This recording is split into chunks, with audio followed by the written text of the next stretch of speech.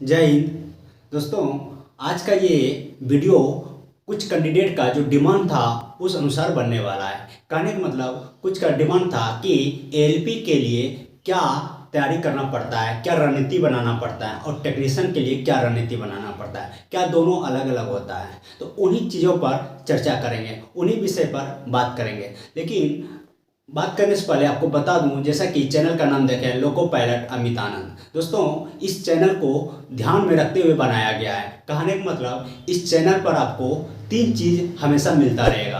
पहला, आपको आप अगर रेलवे का तैयारी कर रहे हैं, अगर रेलवे में आना चाहते हैं, जैसे ग्रुप डी हो या ड्राइवर हो या गार्ड हो या एनटीपीसी, मतलब अगर आप रेलवे में आना चाहते हैं तो रेलवे से जुड़ी इन्फॉर्मेशन आपको हमेशा इस चैनल पर मिलता रहेगा। जैसे एएलपी का ड्यूटी क्या होता है, एएलपी में आने के लिए किन किन चीज़ों से प्रोसेस होकर गुजरना पड़ता है, किन चीज़ों को फॉलो करना पड़ता है, क्या रणनीति बनानी पड़ती है, ग्रुप डी में आने के लिए क्या करना पड़ता है, क्या रणनीति बनानी पड़ती है, मेडिकल टेस्ट को लेकर के क्या क्या ध्यान में रखना पड़ता है, ये सारे इन चैनल पर आपको मिलता रहेगा।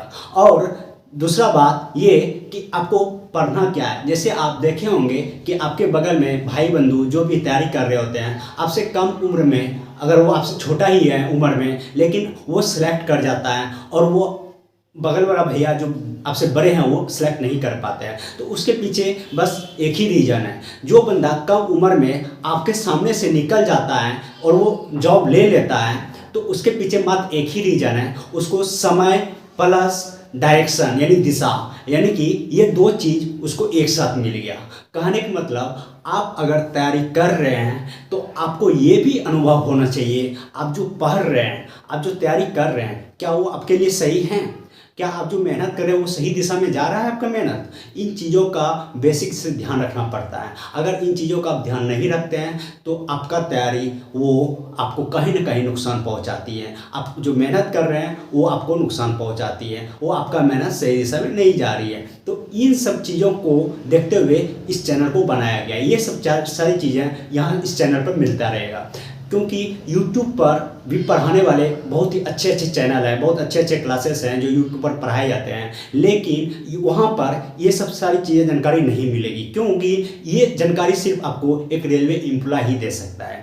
जो रेलवे में सेलेक्ट कर चुका है वो ही ये जानकारी दे सकता है। इसीलिए दोस्तों, इस चैनल को अगर आप विजिट कर रहे हैं, आप अभी इस चैनल को देख रहे हैं, चैनल को सब्सक्राइब जरूर कर लीजिएगा, क्योंकि इससे आपका ही फायदा होने वाला है। और ज़्यादा से ज़्यादा मात्रा में शेयर कीजिए, ताकि वो सभी कैंडिडेट जो रेलवे का तैयारी कर रहे हैं, वो रेलवे में आना चाहते हैं, वो इसका सही से लाभ उठा सके। तो दोस्तों, आइए इसको हम समझते हैं, आखिर एएलपी प्लस टेक्नीशियन में अंतर क्या है, इसके लिए क्या क्या करना पड़ता है हमको। तो जैसे कि आप जब फॉर्म निकलता है, फॉर्म भरने टाइम से हमको ध्यान में रखना होता है। जब फॉर्म निकलता है, पहले तो अगर आप एएलपी में आना चाहते हैं, ड्राइवर बनना चाहते हैं, तो उसके लिए आप किसी न किसी मतलब कि कोई न कोई टेक्निकल डिग्री आप लिए होंगे, या तो आप आईटीआई किए होंगे, या पॉलिटेक्निक किए होंगे, या बीटेक किए होंगे। तो उस हिसाब से फॉर्म भरा जाता है। जैसे एएलपी प्लस टेक्नीशियन, अगर आप ट्रेड लिए हुए हैं, कोई टेक्निकल डिग्री लिए हैं, तो एएलपी प्लस टेक्नीशियन दोनों फॉर्म एक साथ भरा जाता है।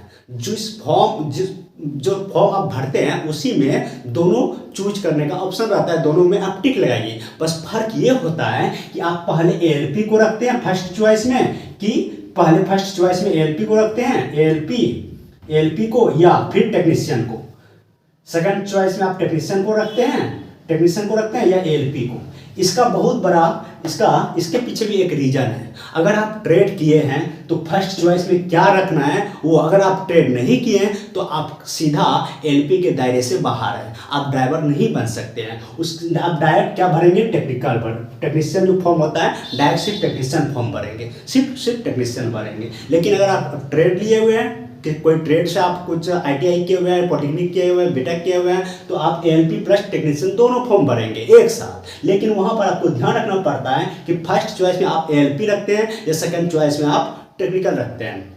तो देखो, अगर फर्स्ट चॉइस में आप एएलपी रखते हो तो इसका क्या होगा, और सेकंड चॉइस में आप टेक्निकल रखते हो तो इसका क्या होगा, इससे क्या फायदा होने वाला है, इसका इफेक्ट कहाँ पड़ेगा। देखो, अगर आप फर्स्ट चॉइस में एएलपी रखते हो तो एएलपी के लिए स्टेज 1 स्टेज 2 में 2 पेपर और एक साइको, 3 पेपर यानी 3 स्टेज के एग्जाम से आपको गुजरना पड़ेगा, ठीक है। एलपी के लिए इतना से गुजर गए हैं, ठीक है। चलो आप सब पास कर गए, स्टेज 1 भी पास कर गए, स्टेज 2 भी पास कर गए और आप साइको भी निकाल लिए, ठीक है। आप मेडिकल के लिए क्वालिफाई कर गए। अब देखो मेडिकल में क्या होता है, मेडिकल में आई टेस्ट जो होता है, अगर आई टेस्ट में आप फेल कर गए, अगर 6/6 ना निकला तो वहाँ पे क्या होगा ना, वहीं से आपका जो है ना आपको ठेल देगा किसमें, टेक्नीशियन में। किसमें ठेल देगा, टेक्नीशियन में। आप एलपी के दायरे से बाहर हो जाएंगे और कहाँ आ जाएंगे, टेक्नीशियन में आ जाएंगे। तो टेक्नीशियन में आ जाएंगे तो आप बताओ इसमें होगा क्या, अब आपका ज्वाइनिंग कब होगा, आपका ज्वाइनिंग कब होगा, पता है आपका ज्वाइनिंग कब होगा। जो कैंडिडेट यहाँ पे पहला फर्स्ट चॉइस टेक्नीशियन रखा है, सेकंड चॉइस एलपी रखा है, तो पहले जो फर्स्ट चॉइस टेक्नीशियन रखा है वो जो सारे प्रोसेस से गुजर के वहां तक पहुंचा, पहले इसका ज्वाइनिंग कराएगा, तब आपका ज्वाइनिंग कराएगा। क्योंकि आपका जो फर्स्ट चॉइस था वो एलपी था, जो इसमें आप फेल कर गए, आप आ गए सेकंड चॉइस में तभी आपको ज्वाइनिंग कराएगा जब फर्स्ट चॉइस में जो टेक्निकल रखा है उसका ज्वाइनिंग होगा, उसके बाद आपका ज्वाइनिंग होगा। इसमें यही होगा, आपका सीनियरिटी थोड़ा लॉस हो जाएगा, इसमें कोई दिक्कत नहीं है। अगर आप टेक्नीशियन रखते हैं फर्स्ट चॉइस में टेक्नीशियन रखते हैं तो एलपी का, अगर एलपी में स्टेज 1 स्टेज 2 और साइको भी निकाल चुके हैं और आप एलपी के लिए क्वालिफाई हो गए फाइनली रूप से, तो एलपी में ज्वाइनिंग कब होगा आपका, जब फर्स्ट चॉइस एलपी रखा है पहले उसका ज्वाइनिंग होगा, तब आपका ज्वाइनिंग होगा। क्योंकि आपका सेकंड चॉइस एलपी है, आप भले उस सारे मेडिकल सारे प्रोसेस को आप क्रॉस कर चुके हैं, लेकिन आपका ज्वाइनिंग तभी होगा जब फर्स्ट चॉइस वाला एलपी का ज्वाइनिंग हो जाएगा, तब आपका होगा, क्योंकि आपका सेकंड चॉइस एलपी है। तो इन सब चीज़ों को ध्यान में रखना पड़ता है। तो खैर ये जब फॉर्म निकलेगा उस टाइम देखा जाएगा, तो आप ऐसे फॉर्म को फिलअप कर सकते हैं। तो आइए अब बात करते हैं इन चीज़ों पे कि आखिर तैयारी कैसे किया जाए, क्या रणनीति बनाया जाए। देखो एलपी प्लस टेक्नीशियन, देखो दोनों के लिए स्टेज वन जो पेपर होता है वो दोनों के लिए सेम होता है, एलपी के लिए भी और टेक्नीशियन के लिए भी। दोनों पेपर 75 नंबर का जो क्वेश्चन होता है दोनों के लिए सेम होता है। Math, reasoning, GK, GS, current इतना होता है, ठीक है। ये आप पास कर जाते हो, क्वालिफाई कर जाते हो, जो कि 35 नंबर रहता है क्वालिफाई करने के लिए।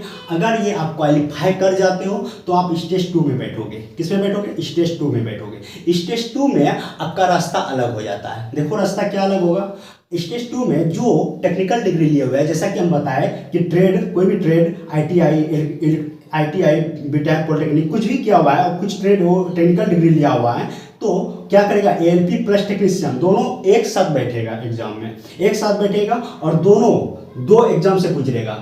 स्टेज 2 हो गया, स्टेज 3, स्टेज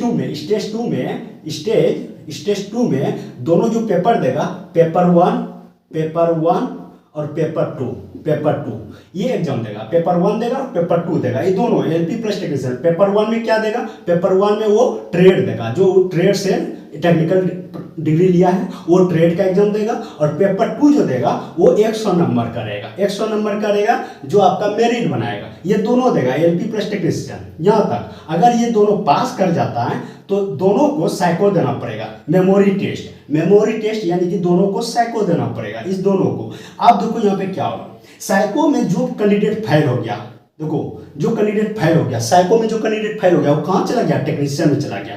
कहाँ चला गया, टेक्नीशियन में चला गया। जो पास हो गया वो कहाँ चला गया, एलपी में चला गया। अगर जो कैंडिडेट साइको प्लस एलपी दोनों भरा है और वो जो कैंडिडेट एलपी प्लस टेक्नीशियन दोनों भरा है और वो साइको में यानी मेमोरी टेस्ट में पास हो जाता है, तो यहाँ से मेडिकल के लिए गुजरेगा।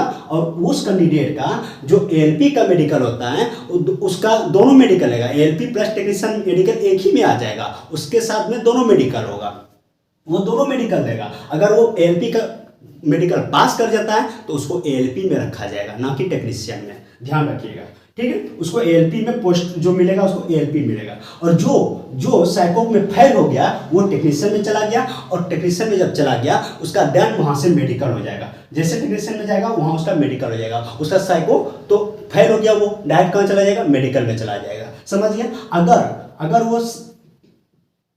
अगर वो साइको पास है, अगर टेक्नीशियन जो एलपी प्लस टेक्नीशियन जो ट्रेड दिया है पास है और साइको मेमोरी टेस्ट भी पास है। अगर ये दोनों पास है पेपर, और अगर ये मेडिकल में छटा गया C1 यानी कि 6/6 जो होता है आपका आई विजन, वो अगर आप ये टेक्नीशियन छटा गया तो वो कहाँ जाएगा, वो LP में नहीं जाएगा, वो फिर टेक्नीशियन में चला जाएगा। बात को समझिए, लेकिन उसको भगाएगा नहीं, इतना है भगाएगा नहीं, उसको टेक्नीशियन में दे देगा। ये हो गया। अब देखो जो ट्रेड नहीं लिए हैं डायरेक्ट वो टेक्नीशियन का फॉर्म भरे हैं, तो उसके लिए क्या होगा ना, पेपर 1 दे करके पेपर 2 में स्टेज 2 में जैसे बैठेगा उसको डायरेक्ट 100 नंबर का एग्जाम होगा, और वो अगर एग्जाम निकाल लेते हैं तो उसको डायरेक्ट फाइनल मेडिकल के लिए भेज देता है। उसके लिए ये साइको को कुछ नहीं होता, ना तो कोई ट्रेड होता है, डायरेक्ट उसको मेडिकल के लिए भेजा जाएगा, और मेडिकल के बाद देन उसका सिलेक्शन हो जाएगा। ऐसा होता है। अब देखो रहा सिलेबस की बात, पढ़ना क्या है, कैसे पढ़ना है। देखो अब तो पता चल गया LP प्लस टेक्नीशियन दोनों के लिए एक ही चीज़ है, दोनों एक ही है, एक ही एग्जाम से गुजरना पड़ता है। अगर आप ट्रेड लिए हैं तो फिर भी एक ही एग्जाम से गुजरना पड़ेगा, ट्रेड ना लिए हैं फिर भी आपको एक एग्जाम जो है वो सेम है, दूसरा एग्जाम में डायरेक्ट आपका मेरिट है, मेरिट वाला एग्जाम 100 वाला देना पड़ता है। तो देखो इसीलिए बुक जो है, बुक के बारे में अगर देखा जाए, पहले हम आपसे ये पूछते हैं कि अगर आप किसी भी चीज़ की रणनीति, युद्ध नीति अगर बनाते हो, अगर तैयारी करते हो, पहले आपको उसका औकात पता होना चाहिए। उसका औकात क्या है वो पता होना चाहिए। तो उसका औकात का पता लगाने के लिए आप क्या करेंगे, उसके साथ कुछ जान पहचान होना चाहिए। उसके साथ कुछ आप जान पहचान करोगे तभी तो उसका औकात न पाओगे। तो उसके लिए आप भैया रेलवे का जो घटना चक्र आता है उसमें 1992 से लेके अभी तक यानी कि 2019 में जो फाइनल एग्जाम हुआ 2019 तक का अप टू डेट आपको मिलेगा। इसमें क्या मिलेगा, आपको GK मिलेगा, GS मिलेगा। GS में देखो जो न्यूमेरिकल पूछा जाता है, देखो आज जोर दे रहा है ज़्यादा न्यूमेरिकल पर। जनरल साइंस जो नॉर्मल क्वेश्चन रहता था वो बहुत कम पूछता है, न्यूमेरिकल ज़्यादा पूछ रहा है, डायमेंशन पूछ रहा है, यूनिट पूछ रहा है। उन चीज़ों को ध्यान में रखते हुए ये बुक में सारा आपको मिल जाएगा। यहाँ से आप इसका औकात ना पाओगे और आपका जो तैयारी होगा वो सही डायरेक्शन में जा पाएगा। उसके बाद इसको लेने के बाद उसके बाद लुसेंट भी पढ़ो, और अभी नई बुक आ रही है जैसे खान सर का आ रहा है न्यूमेरिकल बुक, वो सब ले लो। तो इन सब चीज़ों को ध्यान में रखना है। खान सर का आ रहा है, खान सर का न्यूमेरिकल बुक आ रहा है, ये ले लो आप, और लुसेंट भी पढ़ो। इन चीज़ों को ध्यान में रखो, लेकिन इतना जरूर है कि आप घटना चक्र को जरूर पलटाना। ये आपको बहुत मदद करेगा, बहुत ज़्यादा मात्रा में मदद करेगा, क्योंकि इससे आपको इसका औकात आपको पता चल जाएगा। इसकी औकात क्या है, क्या क्वेश्चन रहता है, क्या नहीं रहता है, यहाँ से आपको जानकारी मिलेगा। क्योंकि आप देख रहे हैं 1992 से 2019 तक दिया हुआ है, इसलिए इसको आप जरूर पलटाइए। तो इस तरह से आप तैयारी कर सकते हैं और आप एक अच्छी रणनीति, आप एक अच्छे स्कोर के साथ आगे बढ़ पाएंगे। जो भी कैंडिडेट न्यू अभी कंपटीशन में घुस रहे हैं वो अगर इस तरीके से बेसिक से तैयारी करते हैं, हम यकीन से बोलते हैं आप 6 से 7 मिनट तैयारी कर लो, आपका नंबर 50 से डायरेक्ट 80-90 के बीच पहुंच जाएगा। और ये नंबर अगर आप यहाँ से इम्प्रूव इतना करते हैं, आपका फाइनल एग्जाम निकलना तय है। तो इतना चीज़ को ध्यान में रखना। तो दोस्तों हम यही कहेंगे, इस चैनल को सब्सक्राइब जरूर कर लेना, क्योंकि इसमें फ़ायदा आपका होने वाला है, मेरा कुछ भी नहीं। अगर हम चाहें तो हम आराम से, देखो मेरा सैलरी 50,000 हम महीने का 50,000 कमाते हैं, इसलिए अगर हम चाहें तो हम मस्ती से एंजॉय करें, वीडियो देखें, मूवी देखें, लेकिन ये मेहनत हम आप लोग के लिए कर रहे हैं। क्योंकि देखो तैयारी सब कर रहा है, मेहनत सब कर रहा है, हम शुरू में ही बोलते हैं तैयारी मेहनत सब करता है, लेकिन वो तैयारी सही डायरेक्शन में नहीं जा पाता है। तो उन सब चीज़ों को ध्यान में रखते हुए चैनल को बनाया गया है। इसीलिए हम ज़्यादा जोर देंगे कि आपका तैयारी सही दिशा में जाए, क्या पढ़ना चाहिए क्या नहीं, उन चीज़ों पर हम ज़्यादा जोर देंगे। इसीलिए चैनल को सब्सक्राइब जरूर कर लेना और ज़्यादा मतलब शेयर करना, ताकि सभी कैंडिडेट इसका ढंग से लाभ उठा सकें। मिलते हैं नेक्स्ट वीडियो में, तब तक के लिए जय हिंद।